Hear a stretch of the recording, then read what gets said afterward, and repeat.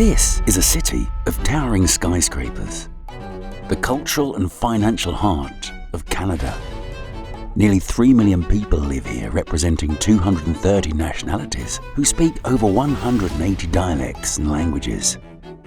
Every year, millions of tourists visit the city to experience all its diversity.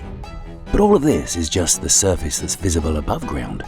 Beneath the bustling streets lies something far more mysterious, an entire underground world. In some places, it's vital to millions of people. In others, it's forgotten and abandoned. And in certain areas, it's downright eerie. This is Toronto, one of the most rapidly evolving metropolitan cities in North America.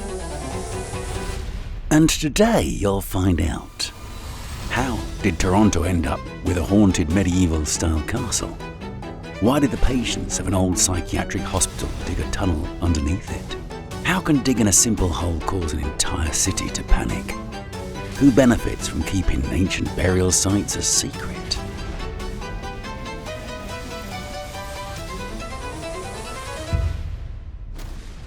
What lies beneath Toronto? Don't forget to like and subscribe to the channel to see even more interesting content.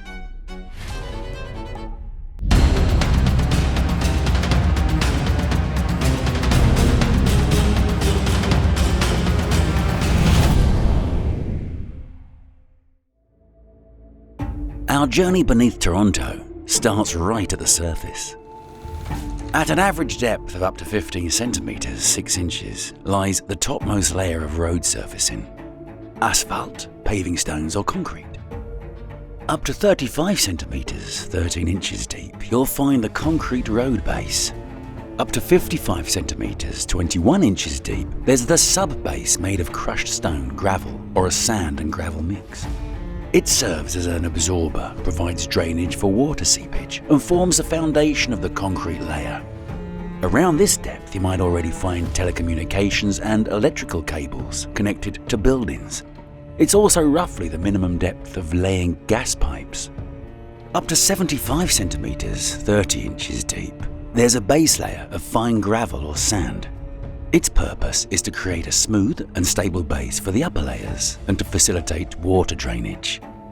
At 1.8 meters, about 6 feet, you'll reach the minimum depth of water pipes, which is quite deep compared to southern countries, as the frost line here is lower. From this point on, if we keep digging, we might come across not just common water pipes, but something much more peculiar and even eerie. On January the 5th, 2024, a construction crew was working on a water pipe section on Withrow Avenue near the Greektown neighborhood. Everything was going according to plan until the workers suddenly hit something unusual in the ground. It quickly became clear that these were bones, human bones. What could this be? The site of a gruesome crime or a new archaeological sensation? In fact, at a depth of about 2 to 3 meters, 6 to 10 feet, the workers had found an indigenous burial site, and it's around 700 years old. This land was once inhabited by the Wendat people, Huron-Wendat Nation, and the bones apparently belonged to some of them. What's interesting about this sensation is that it's not a sensation at all, because there seem to be many such places under Toronto. The story began back in 1886 when another burial site was accidentally uncovered in nearly the same location. It was an ossuary, a communal grave where not bodies but the bones of the deceased were placed after the flesh had decayed in other burial sites. David Boyle, regarded as Canada's first professional archaeologist, excavated ancient tools, pottery, and between 30 and 400 human remains at that time. Perhaps the most fascinating find was a nearly 5,000-year-old spearhead. This place was named the Withrow Archaeological Site. Back then, scientists hadn't done a thorough job of preserving the remains, and so many of them were lost. Nearly 150 years of urban development erased most of the archaeological evidence of indigenous presence in the area. And now the discovery, just 10 meters 30 feet from a plaque marking the site of those 19th century excavations, has brought back these memories. Recently, such discoveries have become increasingly frequent. Forensic anthropologist Greg Olson, who officially confirmed the ancient origins of the newly found burial site, made a rather striking statement about this trend. "There seems to be a run on them. This is my 5th confirmation of a native burial site in the Toronto area in the last 4 months. However, it's long been known that there are many such burial sites beneath Toronto." Take Tabor Hill, for example, one of the most well-known Wendat burial sites discovered in Scarborough in the 1950s. About 470 remains were found here. Today, a monument stands at the site, honouring native peoples and their culture. Or consider High Park with its unmarked graves. The exact number and origins of the remains are still under investigation, but the discovery made in 2021 was quite significant. Or the Sand Hill Burial Grounds. This ancient burial site once covered a vast area. Today, much of it has been built over and little remains of the original burials.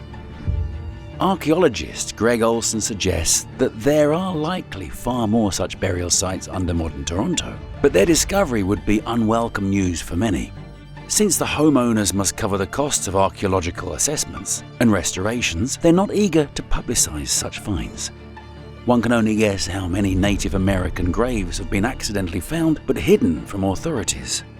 So if someone makes a grim comment that Toronto is built on human bones, it wouldn't be much of an exaggeration. And although these burial sites may seem like harbingers of a real underground realm of the dead, if we dig a few meters deeper, we'll discover a world teeming with life. Because there is another bustling city under Toronto, and this is not much of an exaggeration.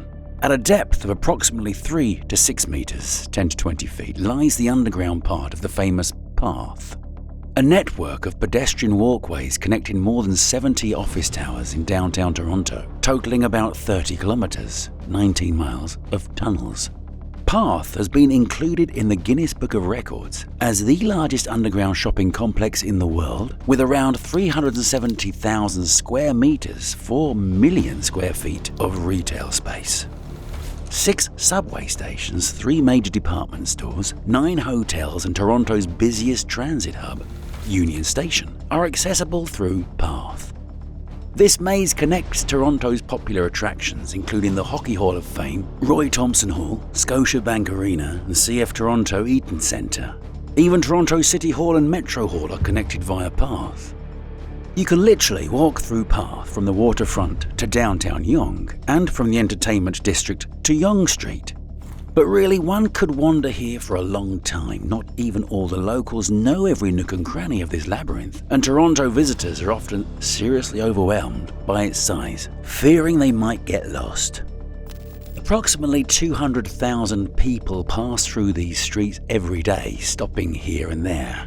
And there are plenty of places to spend time at. Around 1,200 stores, salons, restaurants, and other useful or interesting spots. However, it's not just the shops and restaurants that are worth your attention in this underground city. There are also some Easter eggs to be found. For example, the Eaton Centre used to be connected to the Bay department store south of Queen Station by a bridge. But in 2017, it was replaced by a futuristic, winding, spiralling walkway designed by Wilkinson Eyre. It seems the architects were inspired by the James Bond film saga. If you enter the maze through Scotia Plaza, you'll be greeted by the astonishing wall garden. The plants are attached to a biodegradable material, and water gently flows behind it. The lights dim at night, imitating a natural environment. In the underground section of the Fairmont Royal York Hotel, which is also connected to Path, there is an entire photo exhibition featuring famous guests of the hotel. Among them are political figures and celebrities, and former presidents. In short, there is plenty to see. However, it's worth mentioning that Path encompasses far from all the tunnels in Toronto. If we dig deeper, both figuratively and literally, we'll find that the city is full of underground tunnels that run at depths ranging from 2 to 10 meters, 6 to 32 feet. And now, let's explore some of the most impressive ones. What comes to mind when you hear the word castle? Perhaps romantic fortresses in England or France. You probably wouldn't picture a building in the heart of one of Canada's most modern cities. Nevertheless, Toronto has its very own castle called Casa Loma. The name roughly translates to house on the hill. However, as it's often the case, the most intriguing part is hidden underground. Casa Loma was built in the early 20th century by Sir Henry Pellat, a man of immense wealth and ambition. These personal traits drove him to construct a full neo-Gothic castle. But he didn't stop there. Now the house not only boasts old-world-style interiors, but also a long underground tunnel.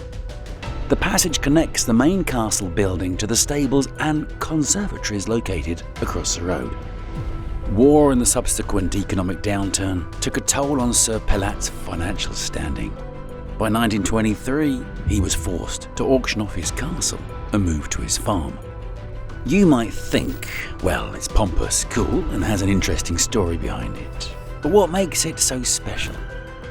This is where it gets really interesting.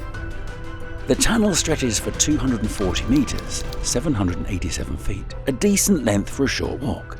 However, many of those who dared to walk there describe the place as eerie, especially after Sir Pellat's death.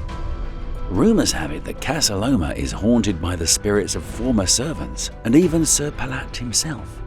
Given the Gothic architecture and the castle's nearly century-old history, it's easy to see why Casa Loma is shrouded in mysticism.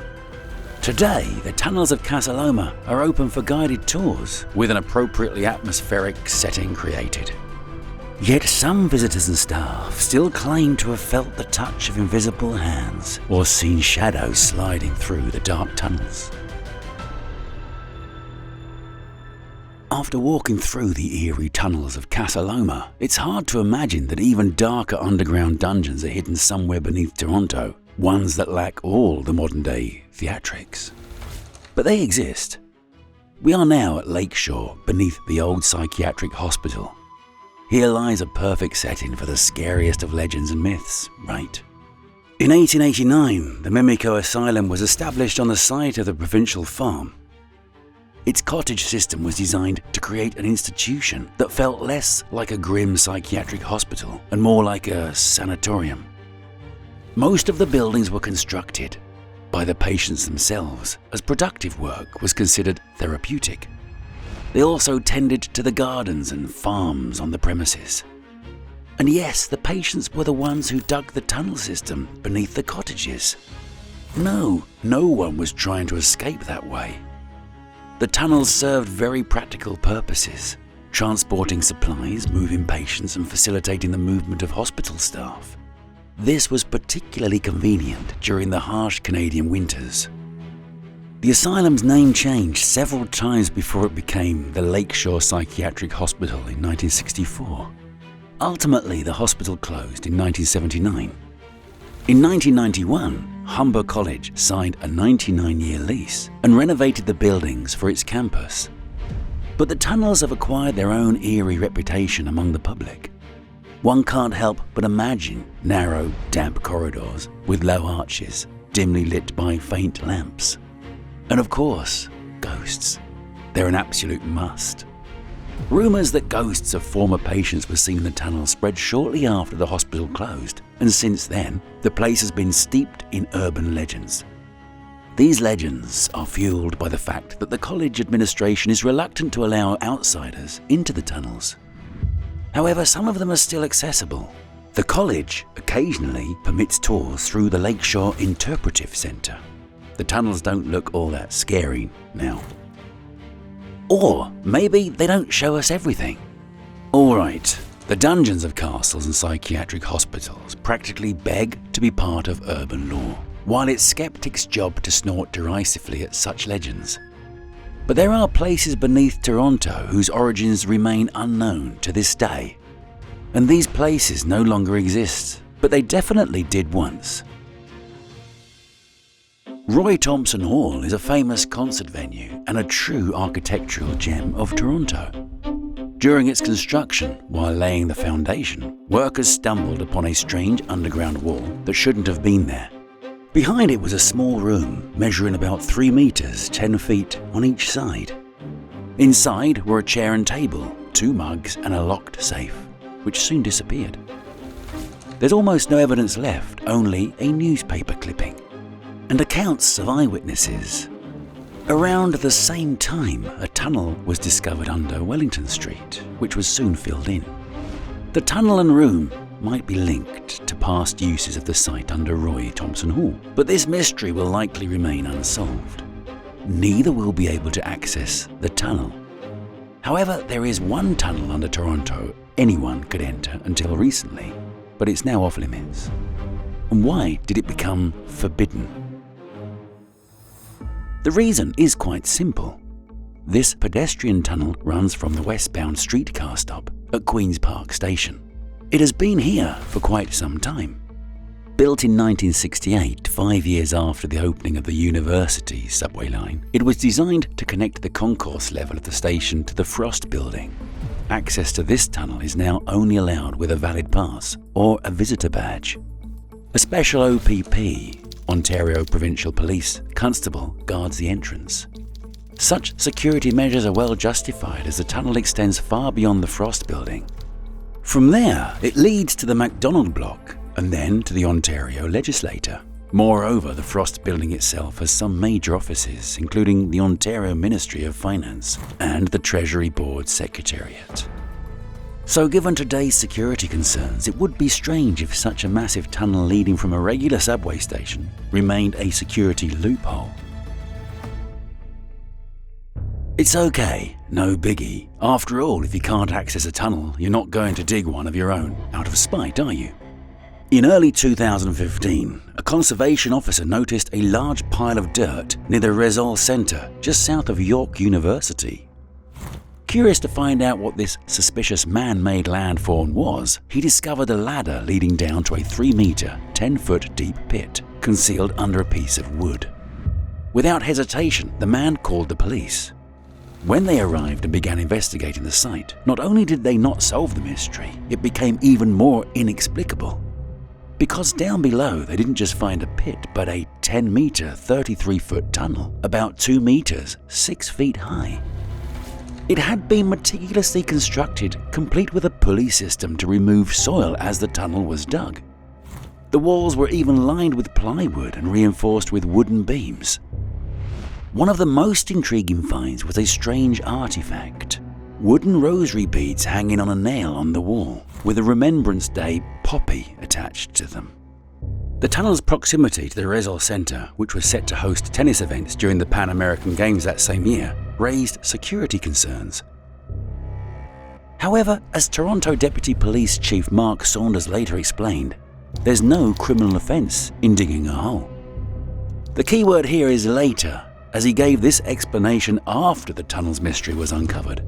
But for a while, there was a real alarm. The story made the news, several reports were filmed, and the whole story came across as quite unsettling. The police's general conclusion was that this clearly wasn't done by amateurs, and they were right. It turned out to be Elton MacDonald, a 20-year-old construction worker who'd built the tunnel over a year and a half. The project was the culmination of his long-term passion. Since childhood, MacDonald had built and then filled in many smaller tunnels. When he discovered the densely wooded area near York University, he envisioned the tunnel of his dreams. Later, in an interview, he would share a touching story of how, from a young age, he wanted to build himself a refuge where he could hide from the elements or simply isolate himself from not so pleasant neighbours. And what about the mysterious rosary? It was a gift from his sister which he used as a protective charm. Seeing his creation on the news, MacDonald was terrified, thinking the FBI, CIA, or both might come for him. But in the end, everything turned out fine. And we don't have to go far to explore yet another tunnel system in Toronto. It is right here, beneath the university buildings. The tunnel systems at York University have played a crucial role in connecting students with the campus throughout its history. But it's hard to come by reliable information about them. It's known that several utility tunnels crisscross the campus. They contain a steam pipeline Hot steam travels from a central boiler to all campus buildings, providing central heating. But the tunnels are used for more than just utility purposes. The university's 1963 master plan included convenient walkways for students between concrete buildings, taking into account the harsh Canadian winters. A small section of this utility route was transformed into a pedestrian tunnel system, connecting the Petrie Science Building and the Stacey Science Library. By 1969, the tunnel between the Murray-Ross Building and the Central Square was under construction, and by 1972, there was a passage from College Complex 1 to Stedman Lecture Hall. However, in the 1990s, safety concerns began to arise regarding the tunnels. From 2002 to 2007, the tunnels between Stedman and College Complex 1 were closed due to frequent incidents. Since then, photos and videos from this site have become so rare that it almost feels like we're talking about a military factory, rather than the basements of a regular educational institution. Speaking of underground military factories, this is no mere metaphor. Of course, we're no longer talking about York University or the present day.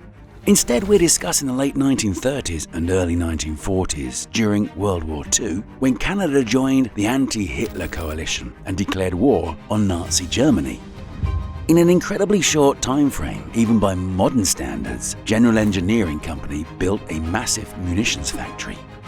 On a 225-acre, 91-hectare site in what was then the village of Scarborough, 172 buildings were erected in just 7 months. All made of wood. Doesn't seem to fit with explosive and flammable materials, does it? But those were only change houses. The actual production took place underground. Located south of Eglinton Avenue and North Hymas Road, between Warden Avenue and Birchmont Road, this top-secret factory produced over 256 million munitions for Allied forces. Its workforce of 21,000 people consisted mostly of women. The tunnels, which housed power lines, water supplies, steam and compressed air, as well as transformer storage and distribution rooms, extended southeast from Eglinton and Warden. The factory operated 24 hours a day, 6 days a week. Placing this infrastructure underground ensured that production wouldn't stop if an explosion occurred in one of the workshops. Knowing that working women often had to juggle job responsibilities with childcare, GECO provided on-site daycare for the children of its employees. In essence, the factory was a mini-city, complete with a hospital, 2 fire stations and a cafeteria that served 1,100 meals every 30 minutes. After all, they had to feed over 20,000 people. Is there anything left today of this factory city and its underground facilities? The above-ground change houses were originally designed to last only 5 years. It was as if someone up there knew approximately when the war would end. If you walk or drive around the area now, bordered by Warden Avenue to the west, Eglinton Avenue to the north, Synod Road to the east and Hymas Road to the south, you'll see the low silhouettes of around 20 original GECO buildings, some of which have miraculously remained unchanged since those dramatic times. The underground tunnels have mostly been destroyed or intentionally filled in, with only archival photos remaining. Today, only a few enthusiasts are trying to preserve at least some of the tunnels as part of historical heritage.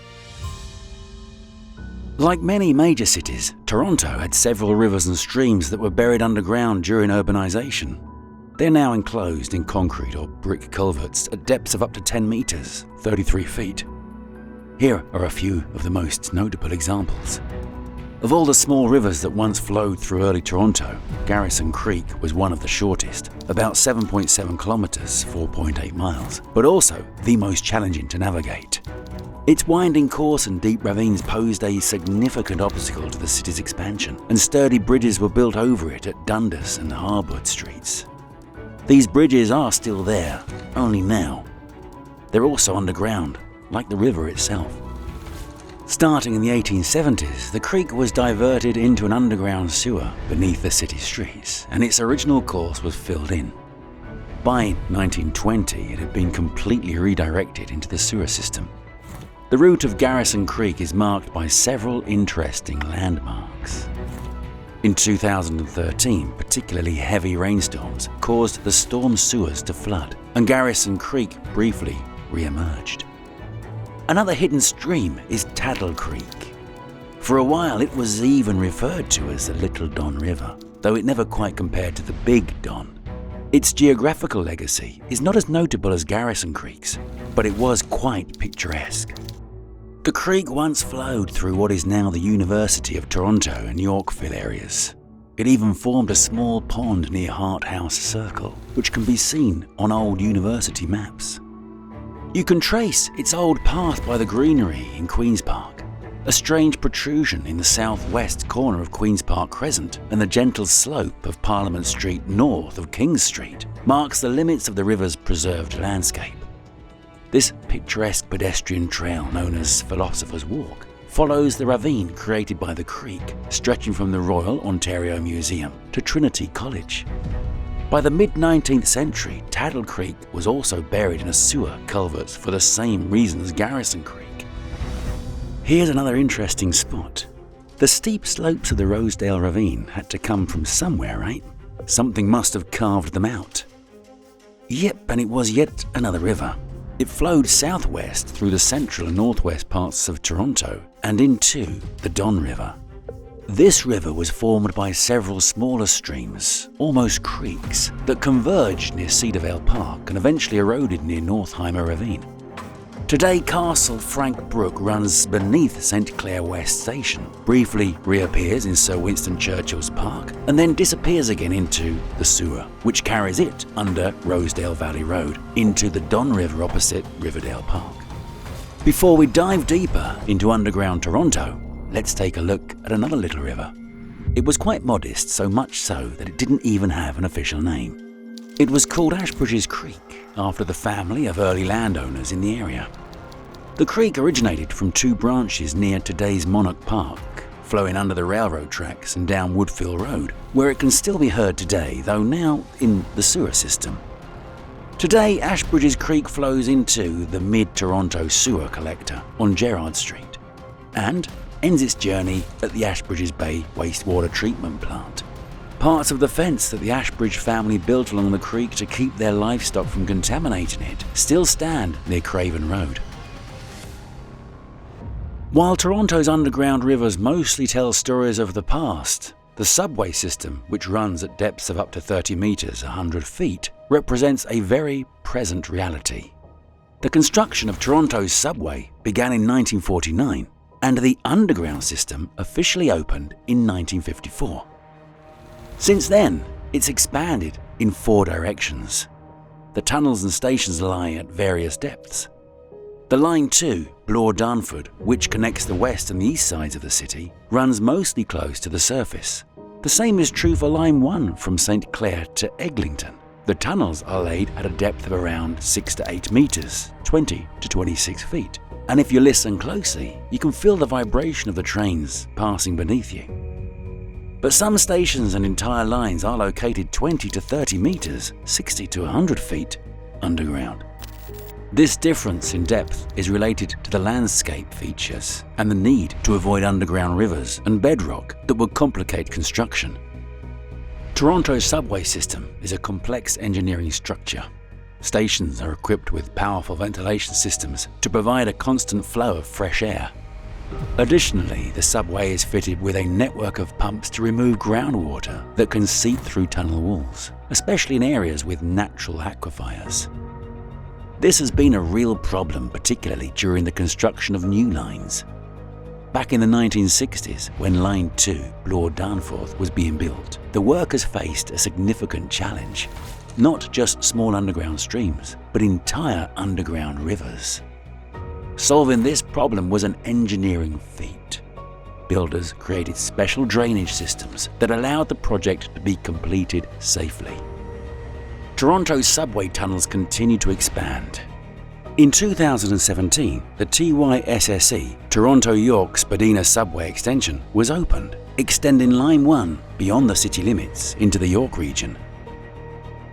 This extension includes Highway 407 station, one of the deepest stations in the entire system, located at a depth of 23 meters, 75 feet. That's the equivalent of a 10-story building buried underground. These underground mazes also have their own ghosts, figuratively speaking. These are abandoned stations that never became a part of the transportation network.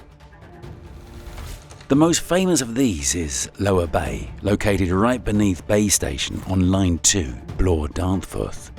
The station was operational for a few months in 1966 when they were testing the possibility of transferring between lines.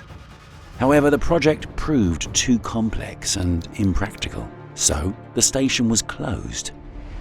Today, Lower Bay is used as a filming location for movies and TV shows. Thanks to its underground vibe, it's perfect for shooting scenes involving subways and much more. While the station no longer serves thousands of commuters a day, it's not entirely abandoned. The same can't be said about another station, one that's rarely talked about and not quite a subway station. It is something else. At one time, Toronto's subway wasn't the only project addressing the growing downtown traffic problem. One of the proposals for easy traffic jams was a project for underground streetcar tunnels. The idea was to run streetcars underground in the busiest areas, particularly along Queen Street, to speed up passenger travel during rush hour. A key element of this system was an underground station planned beneath Queen Station on Line 1, ReYOUniverse. Construction of the tunnels began in the 1950s and some of them were completed. Tunnels were dug under Queen Street along with streetcar approaches. However, the project had technical and financial issues, especially due to water flows and dense construction in the area. In 1960, the underground streetcar system was abandoned in favor of expanding the subway. Some tunnels were deserted and Lower Queen was sealed behind a metal door in the walkway between subway tracks. Inside, it's damp, dirty, and unexpectedly warm. All kinds of rusting items, such as discarded escalator steps, litter the floor. Down uneven stairways, there's an empty main section of the station, bathed in neon light. At least the lighting still works. Water drips from the ceiling, and every few minutes a train rushes by overhead on the busy Yonge line. Thus, streetcars continue to run only on the surface, and no one has implemented the idea of moving them underground in key segments. That was until the Eglinton Crosstown LRT project began. This is a large-scale light rail transit project in Toronto that will become part of the city's public transportation system. The line runs along Eglinton Avenue with a total length of 19 kilometres, nearly 12 miles, and 25 stations, 10 of which will be underground. And not just underground. Some sections are so deep they can compete with the subway. For instance, Science Centre Station is located about 30 metres, 100 feet below the ground. This station is being built deeper than others due to the complex terrain of the Don River area. Technically, it's a super modern streetcar, hence the name LRT, which stands for Light Rail Transit. However, this line will be so important that it's already officially considered the fifth line of the subway. Do you think that's the deepest point? Let's go even deeper. Here at depths of up to 50 metres, 170 feet, runs Toronto's sewer system. Its oldest parts are a true historical treasure, though it doesn't look as attractive as ancient buildings or bridges. These brick tunnels are hidden beneath the streets of the historic downtown. While many sections have been modernised, some old parts remain intact and are still functional. Today the system is a complex network of tunnels, wells and pump stations, divided into two parts. One for wastewater and one for stormwater. The former collects and diverts domestic and industrial wastewater, which then goes to treatment plants. The stormwater system, on the other hand, is designed to collect rainwater from streets and sidewalks to prevent flooding. The principle is simple. Water enters the sewer collectors through numerous inlets, grates on the ground, and moves by gravity down sloped tunnels towards the treatment plants. In recent decades, Toronto has significantly upgraded its stormwater system. The massive underground reservoirs and tunnels used to collect rainwater are particularly impressive. Just think about it. In some parts of the city, such as under Lakeshore Boulevard, there are shafts of over 50 meters, 170 feet deep. That's like a 15-story building, but underground. They look like real underground skyscrapers, only turned inside out. Standing at the edge, you can't help but feel your stomach tighten as you gaze into the dizzying abyss with smooth, vertical walls. These shafts can hold enormous volumes of water to prevent city flooding during heavy rains. On days when it pours, the system works at full capacity. Stormwater fills these shafts and then it's slowly channeled through tunnels to relieve the streets and prevent natural disasters. In the Western Beaches area, there are 3 such huge wells connected by a 3.7 kilometer, 2.3 mile tunnel. The total storage capacity is 85,000 cubic meters, over 22 million gallons, which is nearly 35 Olympic-sized swimming pools. But despite their massive size, during a heavy downpour, each of these reservoirs can fill up in just 20 minutes. Where does all this water go next? Naturally, it's drained from the shafts through the largest tunnels to water treatment plants. However, the treatment capacity gradually decreases due to various technical and natural reasons, and the city's growing population continuously increases the volume of wastewater. To address this issue, the city authorities have developed a major infrastructure project, the Don River and Central Waterfront Tunnel Project. This will be a massive tunnel over 6 meters, 20 feet wide, big enough for a truck to easily drive through. But instead of vehicles, this tunnel will carry wastewater collected from nearly the entire city. In fact, the project is already in its final stages.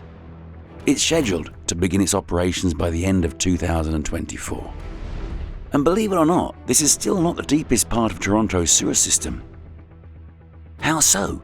What could be deeper than a massive tunnel that's still under construction?